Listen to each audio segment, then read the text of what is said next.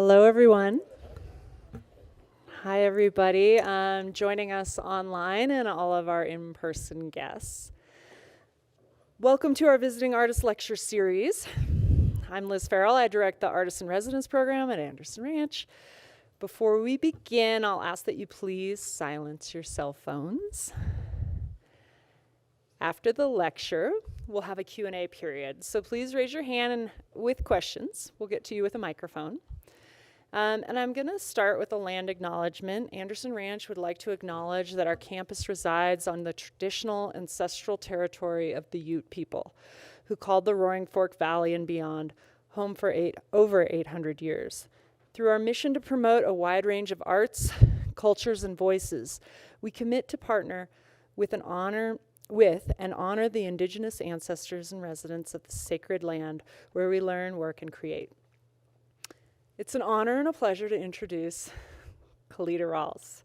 Her paintings merge hyper-realism with poetic abstraction. She received an MA from New York University, and solo exhibitions include at Lehman Mopan in New York and various small fires in Los Angeles. Her work has been featured in numerous group exhibitions, including A Shared Body at FSU Museum in Tallahassee, Florida, Art Finds a Way at Norton Museum of Art in West Palm Beach, Florida, and View from Here at Los Angeles County Museum of Art.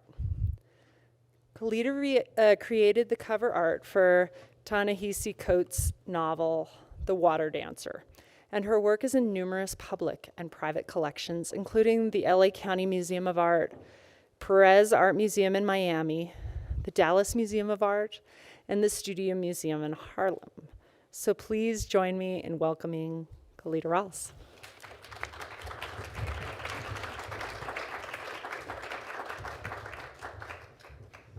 Thank you. Thank you so much for having me.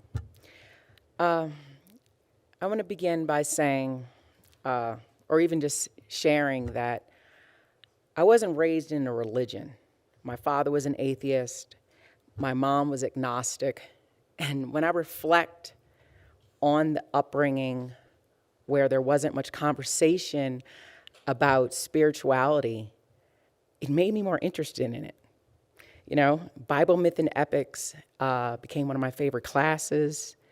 The idea of identity and why are we here just would always stay in me, and I'm always looking for those types of answers. And it wasn't until, let's say, my late 30s, when I was in a swim class, that I started thinking about spirituality in my artwork and even water itself.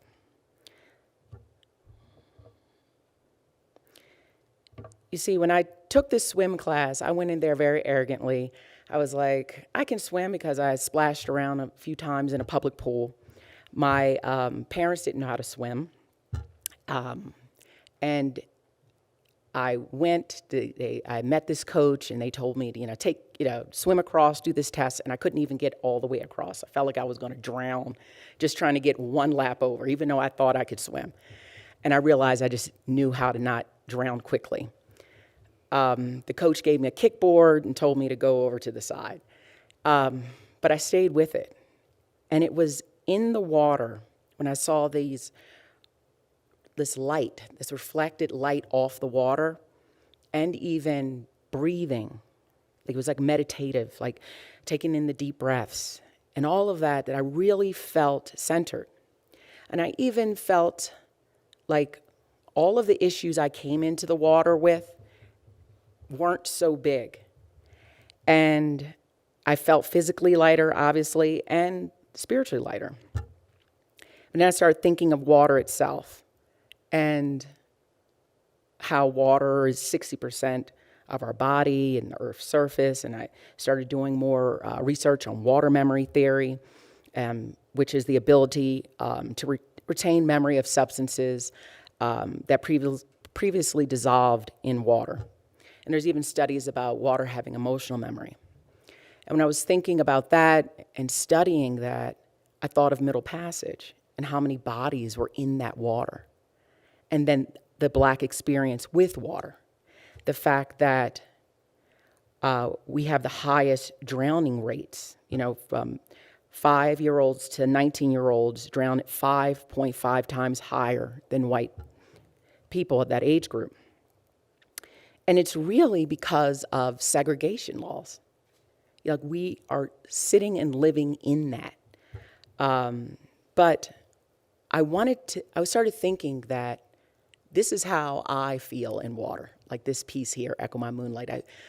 This is how I feel so much lighter. And maybe if I paint us, Black people, in water, they'll see themselves in it and feel more powerful, and it is an element that is theirs.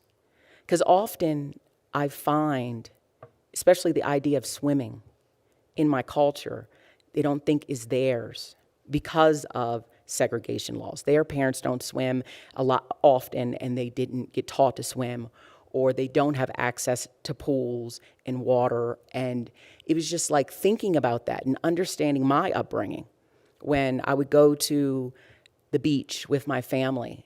And I had a whole line of family that was born and raised on the eastern Maryland shore. And when we'd go visit some uncles, they wouldn't go to the beach with us because they remembered the times when they weren't allowed to be on the beach. So therefore, they didn't like it. And just thinking of how many people, especially Black Americans, that live near water but do not believe the element is theirs. And I felt like maybe through my paintings, we can take ownership of an element like air that's just as important, and it could be ours too. Now, when I painted this piece, it was one of the first pieces I did with a figure in water. And my nephew had come to visit me. I came to pick him up. He was 16 years old. And when he got off the plane, he's from Wilmington, Delaware. His name is Julian. When I came to pick him up, because he wanted to spend time with his Aunt Calida, I looked at him get off the plane, and I had just listened to or saw some story about Stephon Clark. And Stephon Clark was a young man, 22 years old, who was in his backyard, or his grandmother's backyard, on the cell phone. And the cops ran up to him and shot him 6 times in the back, 2 times in the shoulder, and 1 time in the neck, because they thought he was someone else. And I looked at my nephew and I was thinking, this could happen to you in the backyard. It could happen to you with me or anywhere else. And I thought, I wanted to put you in the water. Please, let me get you in the water. Let me paint you. And I did. I had him raise up, and I thought of wanting to, there were so many names I was starting to see on the news of these deaths, and I couldn't keep them. So I thought I didn't want Stephon Clark's name to be forgotten. So I wanted to honor this experience or this death, not experience. But what I did is, and what I often do in my paintings, I put little Easter eggs in them. So when I looked at his autopsy report, I saw that I put a galaxy in every place where I saw a bullet hole go through, because I thought of galaxies being this symbolic place of endless possibility. And the only way for me to make sense of someone running up to someone in their backyard on the cell phone, their grandmother's house, where you think it's safe and you're just talking, for only way that could happen is if these cops could look at someone and not see infinite possibilities inside of them. And I thought maybe if I painted these spaces with infinite possibilities just coming out where the holes went through, maybe if I talk about it, maybe someone would think twice and think there's potential in everyone.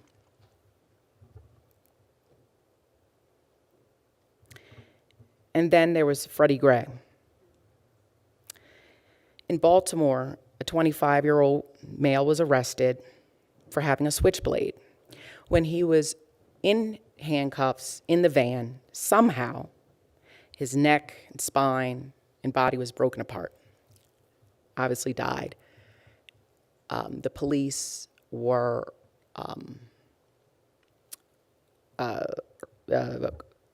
acquitted of his murder when they were charged, and Baltimore erupted. And when I looked at that, I do have a lot of family in Baltimore. I thought of the environment of those riots. So the water became cold, hard, and I couldn't think of what I could do. You know, you want to get on social media and write things and just type stuff up and just go crazy when that stuff happens. And I thought, let me just paint it out. And I just imagined that maybe if I could grab his hand and take him out of that.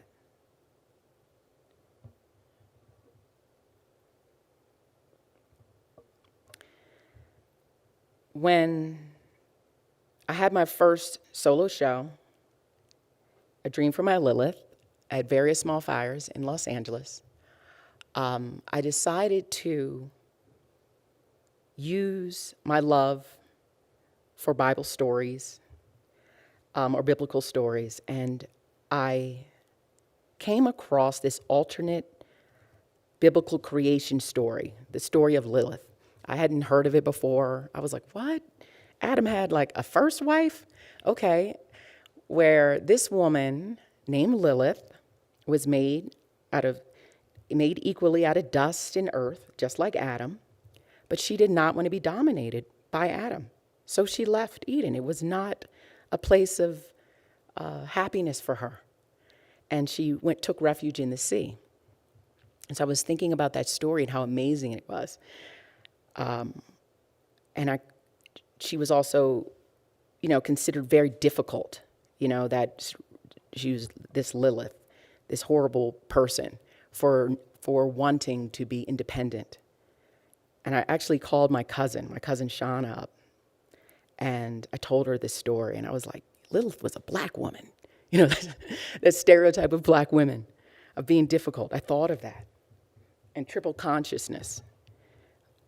And I wanted to reshape this story, this identity, not only of black women being difficult, but also take on the story of Lilith in a way that hasn't been done. I read a lot of, books, and one of my favorites was Bad Feminist, and thought of the experience of what Lilith did there in that Red Sea that was so great. And I thought she must have been with her sisters, like I would be with my cousins, and I thought of sisterhood, black sisterhood. And when I was thinking about that, I thought of how my cousin and I, who were 2 days apart, who lived right around the corner from each other, went to school together, were always together, thought we were sisters more than cousins, but we looked very different. And then I looked at my daughter, who was 14, who was 14 at the time, who was becoming a woman. And I was looking at her best friend, who looked different than her. And I said, they will be my models for this. They will be my Liliths. And when I painted them, I thought of the colorism that separates and sometimes divides sisterhood, but also the movements and the way we move together. When I painted Radiating My Sovereignty, this one here, I thought of how beautiful she was, but also the experience that she has in her skin. Reading Georgetown Law Center's Poverty of Inequality, this study, Girlhood Interrupted, the erasure of black girls' childhood. When I was reading that and thinking about the adultification of black females, basically that we are, or black young girls are, there's a bias that they're less nurtured, less protected, seen as older than they are. And I was thinking a lot about that and the experience that happens often with brown skin. And so when I painted this very strong and resilient young girl, I was thinking about some of the experiences that we're seeing on social media And in her ankles, I put cities that I felt needed some reform and needed to be recognized. There was Hazleton, Pennsylvania, where I saw a viral video of a 15-year-old girl at school assaulted by a security guard. She was punched and pulled by her hair by him. And in Coral Springs, this 14-year-old girl who was beaten by the police. And how they obviously couldn't see her as a young girl. They saw her not even as a woman, or maybe not even human.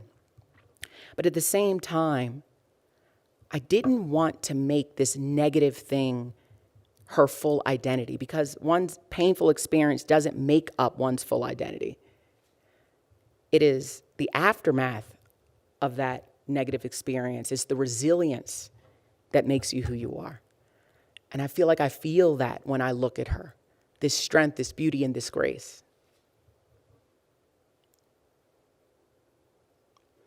And then I painted a portrait of my daughter, who was symbolic of me.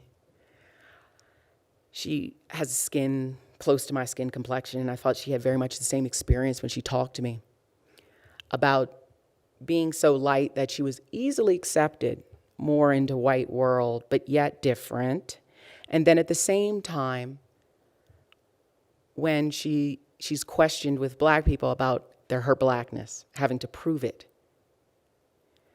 And so I painted her with little small moments of her feet not being fully clear. You won't know where she stands. And in her arm, I continued this markings on her arm that made me think of camouflaging.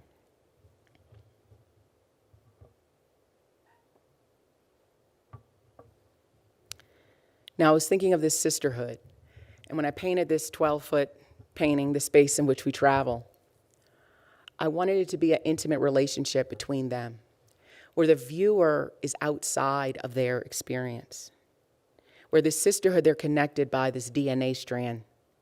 So I put one a little in the center there, thinking of the water being this turbulent space, but yet they're a yin and a yang. They are connected, and they are one.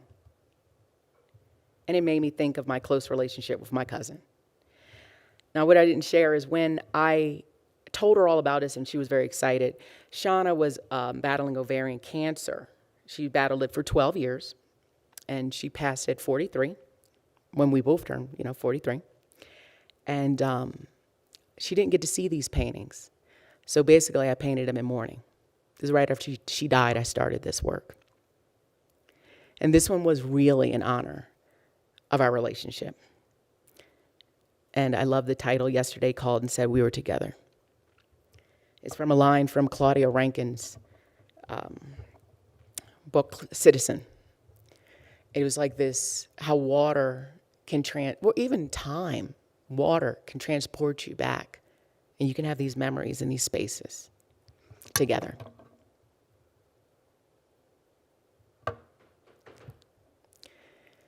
I painted this after, thinking how,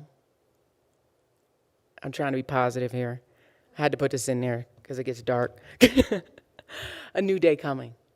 That with all of this that I'm sharing, there's these moments, these beautiful moments where I can see through, and I have to have faith, There is this beauty outside that is there, and even in the water, even in the darkness, even in this place that is sometimes unknown and scary and hard, there is such beauty.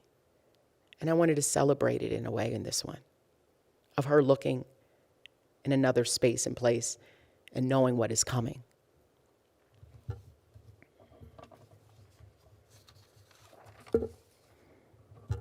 But then I get dark again.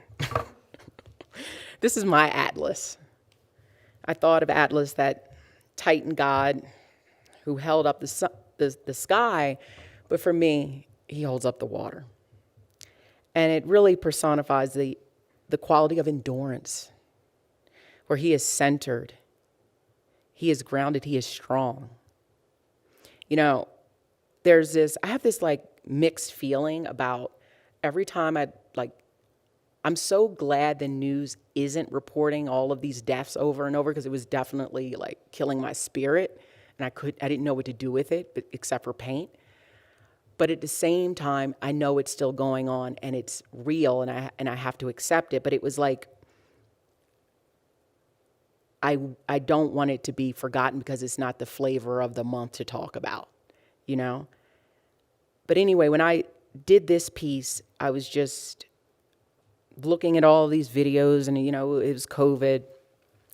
And, you look at them and you feel bad, you go protest, you're upset about it, but it's kind of like something you look at, you close your computer or your television, and then you move on. And you kind of think that happens to someone else, or it's over there. And I painted this piece because it was the first time I saw a viral video, and it was of someone I knew, Kurt Reinhold.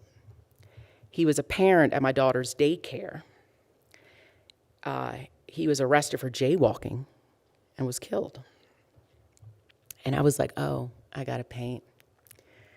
And so I was thinking of all these deaths, and I said, oh, it's all over our shoulders, it's all in the water, and it's cold, and it's hard.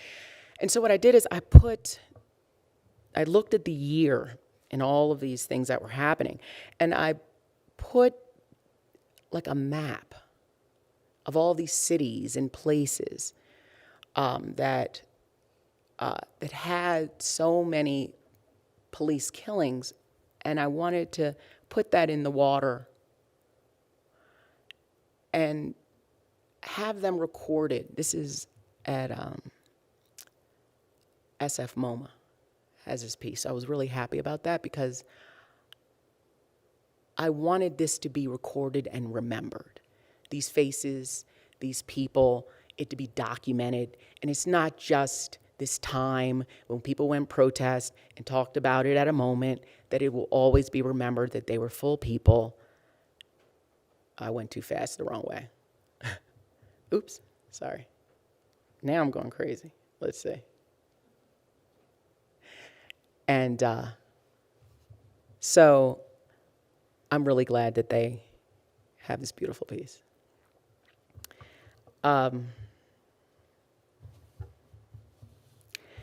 When I did this painting, it was a part of my show On the Other Side of Everything at Lehman Maupin in New York. I was thinking, I did a show about Black girls or Black women and that experience. Maybe I should do one of the Black male experience. What is that like? So I was really thinking about that. What is the Black male experience? And I was like, I'm not a Black male. Like, I can't talk about that. Only thing I could think of is being seen and unseen. But that's a human experience. Everyone is only showing a piece of themselves at every given moment. And then we look at them, and it's really like we're looking at a reflection of what we perceive or think of them, or what biases and thoughts that we have of them. So when I painted this painting here, I thought maybe this is what a real portrait of a person looks like, where you see a part of them, and then their face in my, world is looking out, I don't know what he's looking at. And then there's this reflection. And then when I changed the perspective and turned it around, it became like this full form. And even in the shirt, it's like I made him look more a bit like veins in my head, and the arm like mechanical of some way, this strong man. And I don't know his experience, because our perspective of others are always incomplete. And part of our experience with people is always through some sort of distorted lens.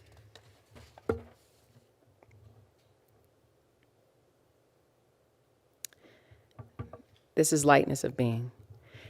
When I was still thinking about this show and this work, I was reading Invisible Man. I reread it.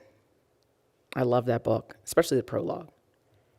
And I was just thinking about him describing his Black experience, which was in like the late 60s when he wrote it. And I was like, I can't believe it's so similar to what's happening today. You know, the same thing was like a person got killed by the police. I mean, it was like, I'm living in it, and it just seems like it's recycling. But when he was describing himself as visible, I was like, I wonder if we're more hyper-visible, or maybe we're reflective, or Black men are reflective, more reflective, because if people can run up and shoot them, maybe they can't see them at all, and they're only looking at a reflection of how they imagine a Black male to be. And I thought of pieces of the prologue, the words, when he described the Black man and their experience. He described him as a bodiless head you can see sometimes in a circus show, surrounded by mirrors of hard, distorted glass. And I was thinking about that, about how maybe my man is headless, and he is distorted by the water or reflection. But he also wrote that the contradiction is how the world moves, not like an arrow, but a boomerang.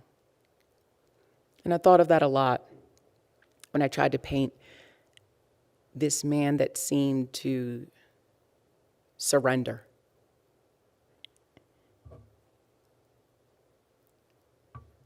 Now, this one is just a basic love painting. This is a painting of my husband.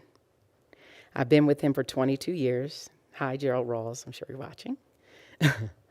And what I wanted to do here is paint in this show someone I could see their face, because at some parts you get to see more of others. And even though I have been with this man for 22 years, I think really the relationship is watching his evolution and me re-meeting him over and over again. And I can see him, and he holds the weight of things, but I'm really looking at so much of reflections in my experience with him and finding that beauty. Now, I named it Requiem for My Navigator, and the Lilith part of me does not like that title, but I gave it to him anyway because he did navigate me in many ways. He always keeps me positive and kept me believing, because there was definitely a point of my life as a painter that I did want to stop painting. I didn't think it would take me into a career that I could sustain, and he kept telling me to keep going. So fine, he could be my navigator today. Dark matter.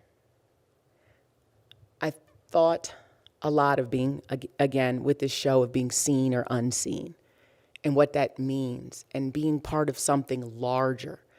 I hope you can see it. There's a figure in there, but he's almost not there. He's a part of something else. And what is so amazing about dark matter itself is there, but it's 85% of the universe, but it's not detectable. And it made me think of the spirit and energy and light and movement, and how I feel like we all are. I don't know if those lights or these spots are spirits, cells, lights, energy, movement, time, travel, it all. But I felt close to this. Now, as you can see, I paint a lot about how I'm feeling at the time, identity politics, and I recently did this work after the overturning of Roe v. Wade.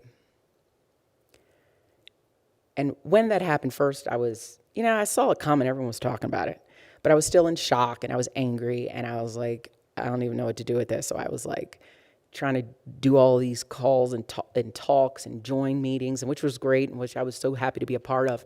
And I remember thinking, like, we need more men to be fighting. This isn't just a woman's problem. This is everyone's. And as I was introduced, I'm have a relationship with Ta-Nehisi Coates. I did his book cover, and we're actually friends. We were friends before I did the cover. And I called him, and I was like, we got to do this, and we should do that. And he just said what he usually says: Calida, go paint, go do some art. That's what you need to do. And I'm so glad he did. And that's why I joke and I call them my guardrails, because many times I do that. I get excited and I want to, what am I going to do? And he always says, put it in the art. And so I painted, or it's actually, this is pastel on paper because I want to do something fast. I was feeling it. And so I created this piece and thinking of this character and me feeling like this is my body. And through the hysteria where the body is getting distorted and taken apart, the water, the red is beyond fabric, and despair maybe in top. And then I thought of to what end what's happening to this form, to us. And at the same time, I try to find beauty in, you know, these difficult and divisive times. I try to find, you know, this greatness, because that's how I feel in the water, and why water is so important to me, because when I'm in it, it feels so great, but yet I know it is deadly, or you can drown, and it's scary. And it's such a great poetic metaphor of how I find and feel about my life. And I try to find that, and I try to stay positive and find beauty in all of these moments. And that's where I will stop here until you have some questions for me. Thank you.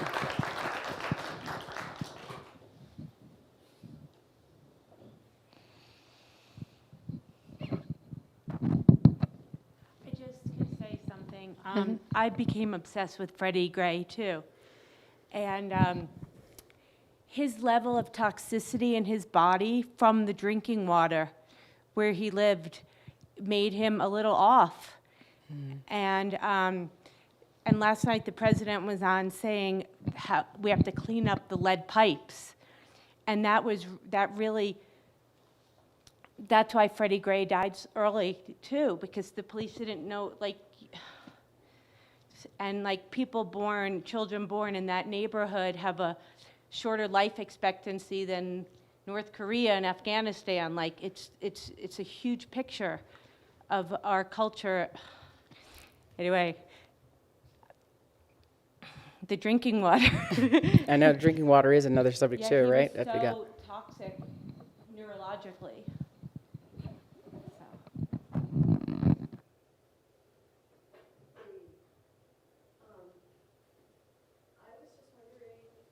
You might be able to talk about the technical aspect of how these images are generated. Thanks. Yeah. Like the paintings? Do you have anyone in particular?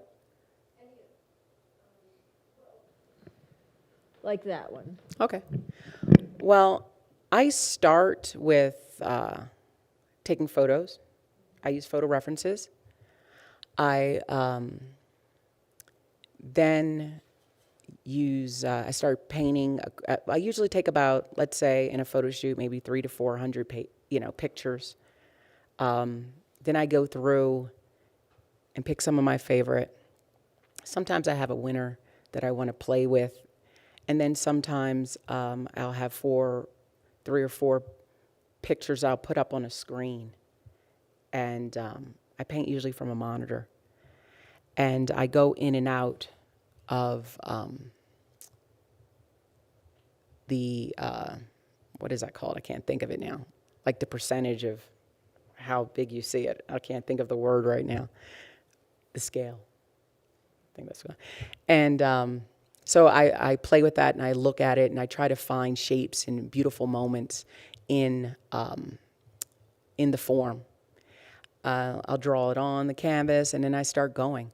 Often I paint very technical in one part and then expand. The paintings are very flat. Often people think they look like photographs. My painting technique, even though it's acrylic, often people think they're oil because I put a lot of iridescent paint in the pigment.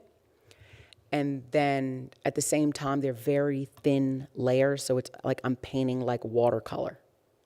So it's layered, thin, but yet has a shimmer to them when you see them.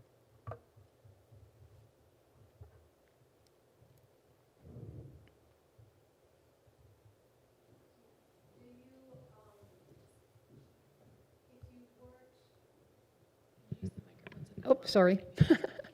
If you weren't to read about them, do people just know that there's maps and all this buried information that's so powerful? Or does it matter?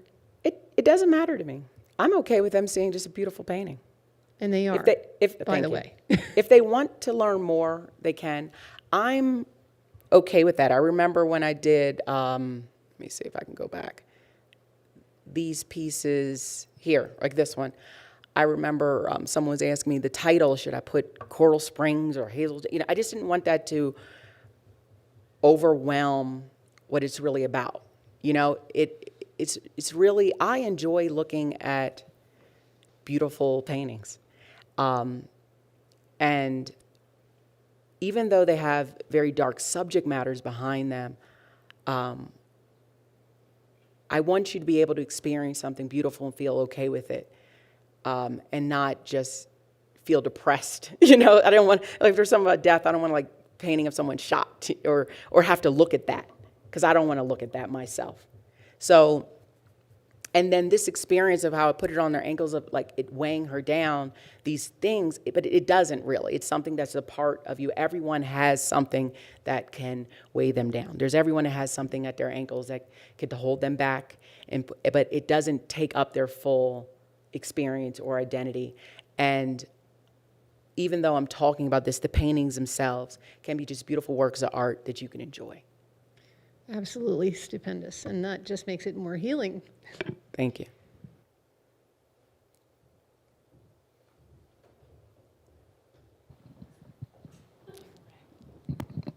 Hi, Calida. My question pertains to like that crucial moment that you had where you were thinking about the constraints of the art world maybe and how it might not be enough for everything that you wanted to do. What would you say to people who are still going through that and continue to like rethink if the art world is maybe a little bit too small for especially the magnitude of events that are happening in these days? Just keep going. You know, I feel like Dory. Just keep swimming. You know, I'd say I definitely, especially, okay, so I, you know, just started, you know, being recognized for my paintings, and I'm in my mid-40s. You know, I've been painting for a long time. But it took a while to click to see how I could pull all of my interest in one place. It took me a long time to find my water. And so I'd say just keep going until you figure that out. And there is a place for you. You know, when I was in grad school, I had a professor, I think she really wanted to help me by telling me this. She said, oh, you're really talented, you know, but you just need to know this. You're Black, you're female, and if you want to have kids, the chances of you making it are minuscule. And I believed her. I thought of that and I said, oh, when I get out of here, I'm going to take a job. You know, it's going to be too hard. And for many years, I tried to do different things, you know, because I was like, it's not going to work. And plus, I'm very hyper-realistic, and that's outdated. I was born in the wrong time period, you know. And it wasn't until I found the water and looking at realism that's abstracted that I got excited. It took me a minute to figure out something that I could use as a layer base of information and then pile up on and make it very interesting and have a lot of context. But it took me many years to get there. And I'm happy for all the experiences and jobs I had before too. But it took me a minute, and just, I would say, in your heart, be true to yourself and keep going, because yes, the art world is small and it's hard to get into, but it needs you. It needs your voice, it needs your story, and it needs your experience, because we need more of them told.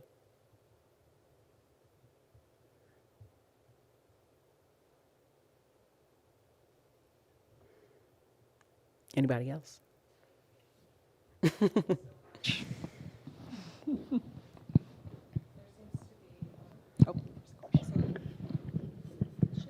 Hello, hi. Yeah. There seems to be a big spectrum of representational to non-representational.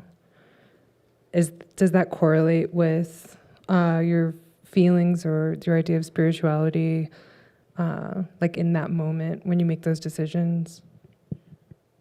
Yeah, I think so. I think sometimes I think I don't want to be pigeonholed, in a way, so I want to express myself in all different forms.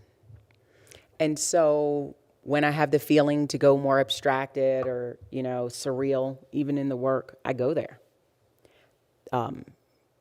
The scale that I do of the work ranges. This is 12 feet, but I do some that are 32 inches or 48 inches. I know a lot of artists do, like they do only large scale work, or I don't feel constrained like that, and I don't want to be constrained. I don't want to be constrained in the subjects that I'm painting or the size or those type of things. And so I let whatever I'm painting and how I feel dictate how I do it.